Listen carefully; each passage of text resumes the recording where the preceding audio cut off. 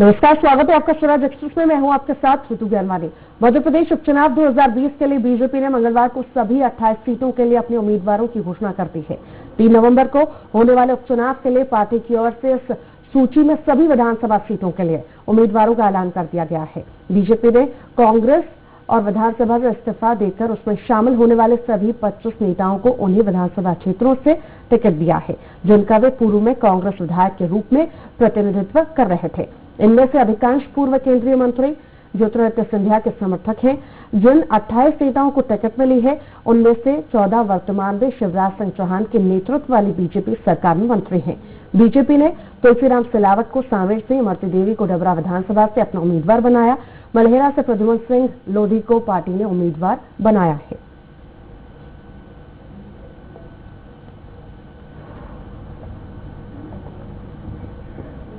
और अधिक जानकारी के लिए अतुल शर्मा हमारे साथ लाइव जुड़ गए हैं। अतुल, हफ्ते भर का मंथन चला और उसके बाद फाइनली लिस्ट सामने आ गई है, प्रत्याशियों के नाम घोषित कर दिए गए हैं। खास बात यह है कि यहां पर ज्योतिरादित्य सिंधिया की चली है, पर बात यह भी है कि अब जो है खुलकर नाराजगी और गुस्सा अब देखने को मिलेगा। देखिए, बिल्कुल ऋतु, लंबे इंतजार के बाद बीजेपी ने कल अपने आधिकारिक जो है प्रत्याशियों की घोषणा कर दी। यानी ये कह सकते हैं कि चुनाव का औपचारिक जो शंखनाद था वो कल उन्होंने छेड़ दिया, जिसके बाद से लगातार मध्य प्रदेश के अंदर जिस तरीके से कयास लगाए जा रहे थे कि बीजेपी उन 25 उम्मीदवारों के ऊपर जरूर दांव खेलेगी जो सिंधिया समर्थक है। और आखिरकार जब लिस्ट सामने आई तो हुआ भी ऐसा कि जब बीजेपी ने 25 जो ऐसे उम्मीदवार हैं जो सिंधिया समर्थक हैं उनको जो है टिकट दिया, उनको चुनावी मैदान में उतारा और जहां से वो चुनाव लड़ना चाह रहे थे वही उनकी मनपसंद सीट उनको दी गई। जिसके बाद से लगातार ये कयास जरूर लगाए जा रहे थे कि बीजेपी में सिंधिया और शिवराज सिंह चौहान की जिस तरीके से लगातार चर्चाएं चल रही थी टिकट को लेकर, क्योंकि ऋतु जिस तरीके से अगर हम देखते हैं मध्य प्रदेश में जब शिवराज सरकार बनी और जब से ही ये कयास लगाया जा रहा था कि जो सिंधिया समर्थक है उनको वापिस चुनाव लड़ाया जाएगा, क्योंकि सरकार शिवराज सरकार बनाने में कहीं ना कहीं महत्वपूर्ण जो योगदान है वो सिंधिया समर्थक नेताओं का ही था। क्योंकि जिस तरीके से अगर हम मार्च की पूरी घटनाक्रम देखते हैं और मार्च में जब मध्य प्रदेश में कमलनाथ सरकार को जो है कमलनाथ सरकार से मोह भंग होने के बाद जब बीजेपी सरकार में वो पहुंचे इस्तीफा देके, तब कमलनाथ सरकार गिरी और शिवराज सरकार वापिस बनी। मुख्यमंत्री शिवराज सिंह चौहान ने शपथ ली, जिसके बाद से लगातार ये कयास लगाए जा रहे थे कि ये जो जिस तरीके से सिंधिया और मुख्यमंत्री शिवराज सिंह चौहान और बीजेपी के आला नेताओं की जो आपस में एक तालमेल बैठा है, ये कह सकते हैं कि जिस तरीके से एक बॉन्डिंग बैठी है, उस बॉन्डिंग के अंदर ये जरूर तय किया गया है कि अगर हमारे नेता जो विधायक जो मंत्री है वो इस्तीफा देकर अगर बीजेपी में आते हैं तो उनको चुनाव लड़ाया जाएगा। आखिरकार बीजेपी ने उनकी पूरी शर्तें भी मानी और कल जिस तरीके से लिस्ट आई उसमें वो उन 25 लोगों के पूरे तरीके से नाम है और साथ ही उनको चुनावी मैदान में उतार दिया गया है। लेकिन ऋतु, सवाल अभी भी वही है कि जिस तरीके से ये प्रत्याशी जो है जब अपने विधानसभा में पहुंच रहे हैं और लोगों से संपर्क कर रहे हैं, अपने काम बता रहे हैं, अपने आगे आने वाले दिनों के लिए जिस तरीके से वचन दे रहे हैं, तो कहीं ना कहीं लेकिन इस तरीके से विरोध का एक स्वर जो उठ रहे हैं वो बीजेपी के लिए कहीं ना कहीं अभी भी एक चिंता का विषय बना हुआ है। क्योंकि ऋतु, जिस तरीके से माना जा रहा था कि बीजेपी के जो चेहरे रहेंगे वो बिल्कुल साफ है, वो बीजेपी कांग्रेस से पहले लिस्ट ले आएगी और अपनी औपचारिक जो घोषणा है नामों की वो कर देगी। लेकिन कहीं ना कहीं पूरी तरीके से जब बीजेपी ने जिस तरीके से माना जा रहा था, ये कयास लगाए जा रहे थे, उससे काफी दिनों बाद यानी लगभग 15 दिन लेट बीजेपी ने अपने नामों की जो है घोषणा करी और तमाम वो चीजों को इस बीच शिवराज सिंह चौहान खुद भाग चुके हैं कि मध्य प्रदेश के अंदर जो सिंधिया समर्थक है उनका विरोध जो है कांग्रेस कार्यकर्ताओं द्वारा लगातार बढ़ रहा है। हालांकि जिस तरीके से चुनाव में एक एक सीट पर जीत की संभावना जो है तलाशी गई है, एक सीट पर जीत की संभावना तलाशी गई है और पहले ही मुख्यमंत्री कह चुके हैं सभी पार्टी के नेताओं को कि 100% मुझे रिजल्ट चाहिए। तो जिस तरह से प्रत्याशियों की लिस्ट आई है वो कहीं ना कहीं बहुत बड़ी यहाँ पे चुनौतीपूर्ण अब पार्टी के लिए होने जा रहा है।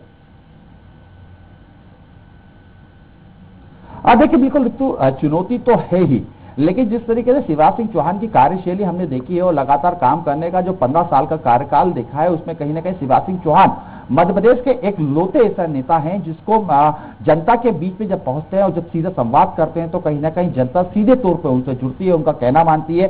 और जिस तरीके से उनका अपील करने का जो तरीका है, उनकी जो शब्दावली है, जिस तरीके से उनका बात करने का जो अपनी बात रखने का जो तरीका है, वो कहीं ना कहीं मध्य प्रदेश की जनता उनसे प्रभावित तो है।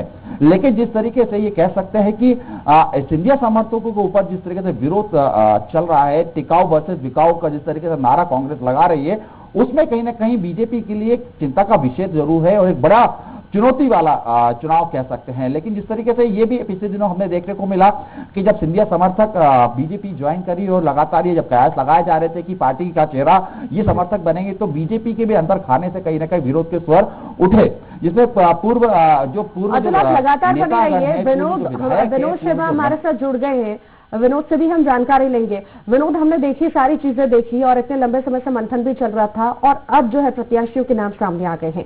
आप क्या तस्वीरें वहां पर देख रहे हैं, किस तरह की स्थिति नजर आ रही है? क्योंकि पहले से ही, जब से ही सिंधिया ने बीजेपी ज्वाइन की, तब से कहीं ना कहीं विरोध चल रहा था और विरोध के सुर उठने लगे थे, पर अब प्रत्याशियों के नाम भी आ गए हैं। अब किस तरह मतलब कितना चुनौतीपूर्ण अब ये पार्टी के लिए होने जा रहा है? पूर्व निर्धारित था कि जो लोग कांग्रेस छोड़कर सिंधिया के समर्थन में बीजेपी में आए हैं, टिकट उन्हीं को मिलेगा और इसी शर्त और सेवा के साथ ये लोग आए थे कांग्रेस छोड़कर बीजेपी में। हाँ, जो जौरा का है सूबेदार सिंह राजौदा, जो कि बीजेपी का खुद का टिकट है, वो उनको दिया गया है। लोगों में पहले से इसको लेकर आक्रोश तो है कि भाई बाहर के जो लोग आए हैं उनको प्रत्याशी के रूप में उनको थोप दिया गया है। लेकिन लोग इसलिए भी कुछ नहीं कर रहे कि शीर्ष नेतृत्व का जो पूरा जो फैसला है, निर्णय है, उसके सामने वो ज्यादा कुछ बोलने की स्थिति में नहीं है, क्योंकि जिन जिन ने अभी तक सिंधिया के बीजेपी में आने के बाद अपनी जगह खोली, उनको या तो पार्टी ने लूप लाइन में कर दिया है या दरकिनार करना शुरू कर दिया है। तो ये बात पार्टी के जो नेता हैं उनकी समझ में आ गया है कि इस समय अगर कुछ भी बोला तो वो परेशानी में खड़े हो सकते हैं। लाल सिंह आर्य जब विरोध कर रहे थे, उनका ऐसा लग रहा था विरोध कर सकते हैं, तो उनका अनुसूचित जाति मोर्चा का उनको अध्यक्ष बना दिया गया, राष्ट्रीय अध्यक्ष उनको बना दिया गया। इसके अलावा जयवंत सिंह पवैया को भी खुश करने की कोशिश की जा रही है, जो काफी महत्वपूर्ण जो क्षेत्र है, अति डबरा है, जहां पर जो नरोत्तम मिश्रा है, पर बात यही है, सभी को खुश कैसे किया जाएगा? इस वजह से कहीं ऐसा ना हो कि पार्टी को हार का मुंह देखना पड़े या कहीं ना कहीं कुछ सीटों पर हार का मुंह देखना पड़े, क्योंकि सबको नहीं बनाया जा सकता ना। देखिए, भीतर घात के बात से इनकार नहीं किया जा सकता, क्योंकि जो चेहरा सामने दिख रहा है, जरूरी नहीं है वो चेहरे के पीछे क्या छुपा है वो कोई नहीं जानता, ये भविष्य के गर्त में छुपा हुआ है। और ये बात भी सही है कि जो बीजेपी के पारंपरिक कार्यकर्ता हैं, जो बीजेपी की रीति और नीति से वाकिफ हैं और बरसों से झंडे और डंडे उठाकर चल रहे हैं, वो भले ही अपने शारीरिक तौर पर नजर आ रहे हो यदा कदा और कार्यक्रमों में कांग्रेस छोड़कर बीजेपी में आए उन नेताओं के में, लेकिन मन से वो नहीं है।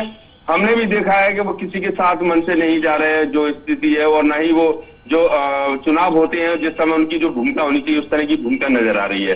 ये तो साफ है कि अंदरूनी तौर पर बहुत कुछ ऐसा चल रहा है जो आने वाले समय में परेशानी का कारण बन सकता है, और सबसे ज्यादा परेशानी का कारण सिंधिया समर्थकों के लिए इसलिए हो सकती है क्योंकि उनको बीजेपी के जो कार्यकर्ता हैं वो पचा नहीं पा रहे हैं, उनको स्वीकार भी नहीं कर पा रहे हैं। सामंजस्य बिठाएगी इन सब के बीच? कहीं ना कहीं कभी तो इन सब के बीच सामंजस्य बिठाना बहुत जरूरी है, नहीं तो कैसे पार्टी चलेगी? देखिए, पार्टी अपने स्तर पर सामंजस्य बिठा रही है, लेकिन जो छोटे छोटे कार्यकर्ता हैं वो इस मामले को लेकर कतई संतुष्ट नहीं है। सबसे ज्यादा परेशानी है आने वाला जो स्थानीय निकाय के जो चुनाव है, जो नगर निगम के चुनाव होने हैं। पहले से जो बीजेपी के जो कार्यकर्ता हैं और जो समर्थक हैं, चाहे वो जयवंत सिंह पवैया के रहे हो, लाल सिंह आर्य के रहे हो, तमाम लोग हैं, उनको ये मानना था कि उनके चूंकि समर्थक हैं उनको ही टिकट मिलेगा आने वाले समय पार्षदी का। लेकिन जैसे ही समीकरण बदले, कांग्रेस छोड़कर बीजेपी में आए जो नेता हैं, अब उनके जो समर्थक हैं वो मंचों पर नजर आते हैं, वो कहीं ना कहीं पीछे दिखते हैं, तो वो ये बात तो समझ चुके हैं कि आने वाले समय में वो परेशानी के दौर से गुजर सकते हैं। यही कारण है कि वो सहयोग नहीं कर रहे हैं। अब पार्टी केवल वरिष्ठ नेतृत्व में तो पार्टी अपना अनुशासन डंडा चला सकती है, लेकिन जो कार्यकर्ता हैं जो चुनाव जिताते हैं, रीढ़ की हड्डी होती है किसी भी पार्टी की, और बूथ लेवल के जो कार्यकर्ता हैं वो महत्वपूर्ण भूमिका होती है चुनाव जिताने के लिए।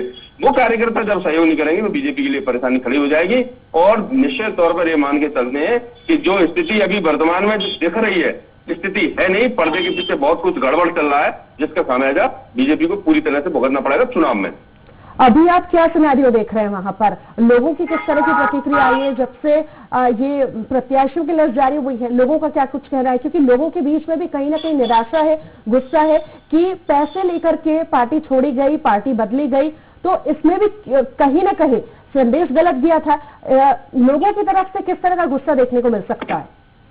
देखिए, ये कांग्रेस के जो नेता हैं, कांग्रेस के जो पदाधिकारी हैं, तो इस बात को जनता के सामने समझाने में कहीं ना कहीं सफल रहे हैं कि जो कांग्रेस छोड़कर गए हैं, चाहे वो विधायक हो, मंत्री हो, 30 से 35 करोड़ रुपए का आरोप उनके ऊपर लगाया जा रहा है। तो इस बात को वो जनता के बीच में कह रहे हैं। साथ उनका कहना है वो बिकाऊ है, टिकाऊ नहीं है।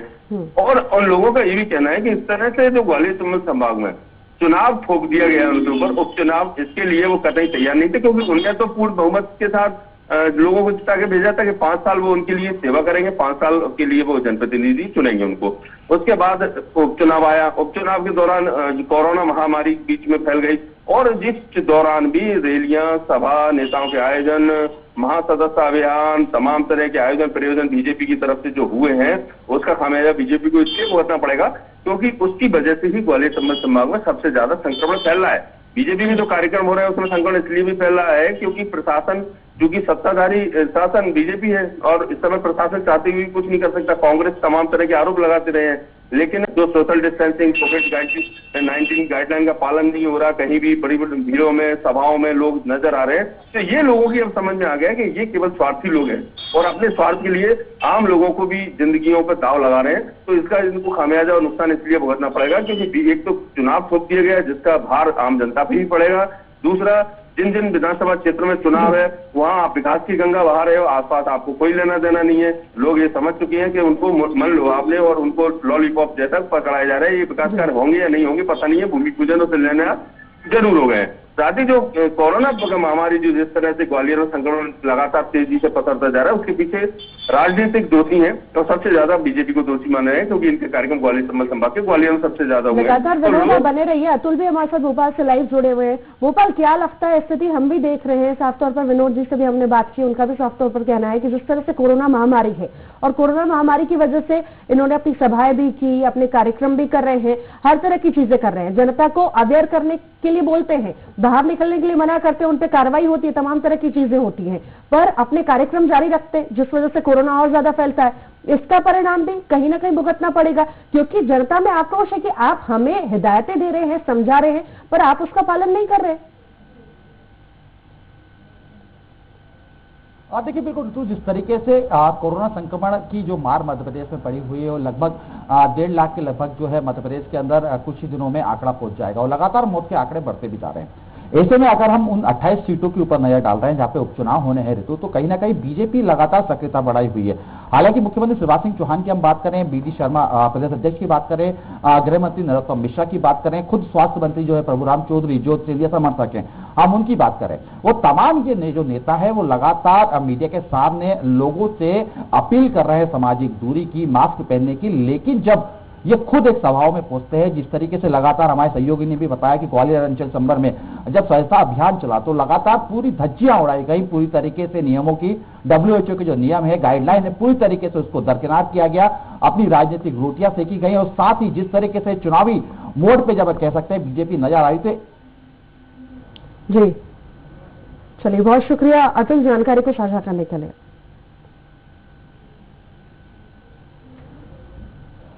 और विनोद भी लगातार हमारे साथ जुड़े हुए थे। विनोद, आपका भी बहुत बहुत शुक्रिया।